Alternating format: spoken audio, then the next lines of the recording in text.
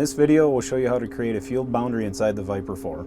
The first thing to do inside of your job is to press on your Scout widget. From there, you can fill out a field boundary name if you wish. You want to make sure that you're selected on field boundary as your Scout feature type. From there, we'll use an auto point capture, and for this video, we're going to use the right-hand side of our boom as our capture point. From here, you can hit the Ready to Start Recording button. Now, to start recording your boundary, you do have to tap on the Scout widget. And at this point, we're ready to start recording our boundary.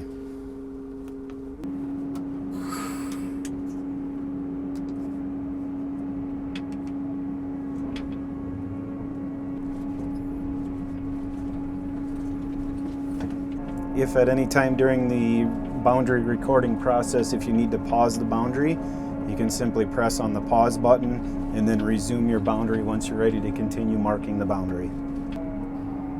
Once you've made it all the way around your field and you're back to your starting point, you can go ahead and come to a stop. And once we're stopped and we hit the save button, our boundary will auto close, and now we have a field boundary around the field.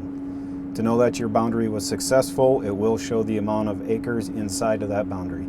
If you'd like to see an overview of your boundary, you can change screens on the Viper 4. You can do that by pressing this icon in the middle of the screen and going to the second screen, and this will show you an outline of your field boundary.